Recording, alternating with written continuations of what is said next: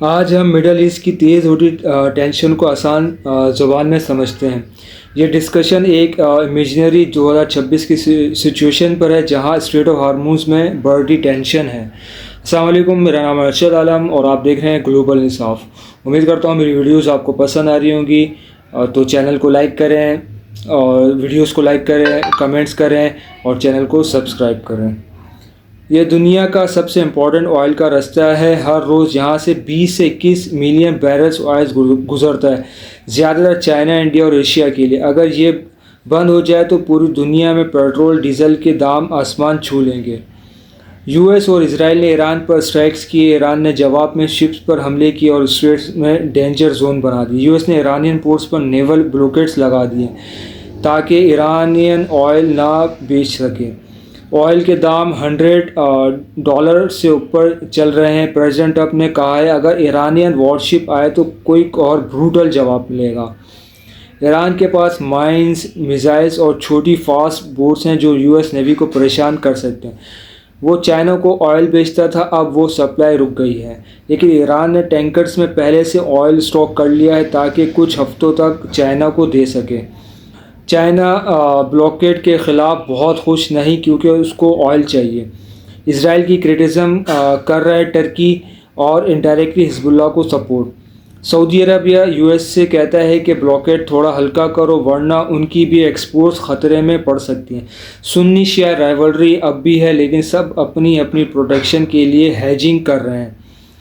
ایران نے تھوڑا فلیکسیبلٹی دکھایا تھا انریچمنٹ کم کرنے کے بدلے سینکشنز ہٹانے کے بعد، لیکن یو ایس اور اسرائیل چاہتے ہیں کہ ایران بالکل انریچمنٹ نہ کرے۔ دونوں طرف سے بہت مسٹرس ہے، اس لیے آسانی سے ڈیل نہیں ہو پا رہی۔ پاکستان نے اسلام آباد میں یو ایس ایران کے بیچ ٹاکس ہوسٹ کیے تھے، نیوٹرل بننے کی کوشش کی، لیکن وہ سعودی عربیہ کے ساتھ ملٹری پیکٹ میں 13,000 ٹروپس سعودی بیسس پر ڈپلوائے ہیں۔ اگر ایران نے سعودیہ پر اٹیک کیا تو پاکستان پھنس سکتا ہے۔ پاکستان کو بہت کیئرفلی چلنا پڑ رہا ہے۔ ایران سے بارڈر بھی لگتا ہے اور انرجی بھی چاہیے، لیکن گلف سے ریمیٹنس اور ایڈ بھی ملتی ہے۔ انڈیا اسٹریٹجک آٹونومی یوز کر رہا ہے، کسی کے ساتھ پورا نہیں جڑ رہا۔ اسرائیل کے ساتھ ڈیفنس اور ٹیکنالوجی ٹائز ہیں، گلف کنٹریز سے انرجی اور ریمیٹنس ملتے ہیں۔ ایران سے بھی کبھی کبھی فیول لیتا ہے، چاہ بہار پورٹ سے۔ ہارموز بند ہونے سے انڈیا کے مہنگائی، روپی پر پریشر اور شپنگ ری روٹنگ کا نقصان ہو رہا ہے۔ انڈیا نے کیا کیا؟ اسٹریٹجک آئل ریزرو بڑھا دیے، رشیا سے زیادہ آئل لیا، رینیویبلز پر فوکس بڑھایا، نیول پریزنس سے سیف پیسیج کی کوشش۔ آئل مہنگا، انفلیشن بڑھے گی، ہر چیز مہنگی ہوگی۔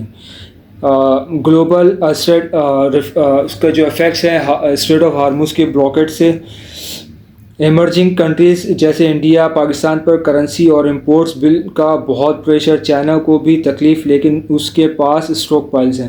دنیا اب سمجھ رہی ہے کہ ایک چھوٹے سے اسٹیٹس پر اتنا سب ڈپینڈنٹ کرنا کتنا خطرناک ہے۔ ایران دباؤ میں ہے لیکن لڑ رہا ہے۔ یو ایس، اسرائیل اسٹرانگ پوزیشنز میں ہیں، گلف کنٹریز اپنی سیفٹی دیکھ رہے ہیں، پاکستان کو اوور اسٹیٹس کا خطرہ ہے، دونوں طرف پھنسا ہے۔ انڈیا اپنی انرجی سیکیورٹی، اکنامک گروتھ کو پروٹیکٹ کر رہا ہے، زیادہ ملٹری میں نہیں پڑ رہا۔ یہ کرائسس نیول پاور، الائنس اور اکنامک ریزیلینس کو ٹیسٹ کر رہے ہیں۔ اگر ڈپلومیسی کام کر گئی تو ٹھیک، ورنہ پوری دنیا کو مہنگائی اور انسٹیبلٹی کا سامنا کرنا پڑ سکتا ہے۔ آئل پرائسز، نیول موومنٹ اور ڈپلومیٹک ٹاکس پر نظر رکھیں۔ یہ صرف مڈل ایسٹ کی بات نہیں، یہ ہماری روز کی زندگی، پیٹرول، کھانے پینے کی چیزوں کے دام کو بھی افیکٹ کریں گے۔ شکریہ۔ اگر کوئی سوال ہو تو پوچھیے گا ضرور، اور روز بدلتے حالات سے باخبر رہیے۔ چینل کو سبسکرائب کریں، ویڈیو کو لائک کریں اور کمنٹس لازمی کریں۔ انشاءاللہ ملتے ہیں کسی نئے ٹاپک پہ، نئی ویڈیو کے ساتھ، تب تک کے لیے اللہ حافظ۔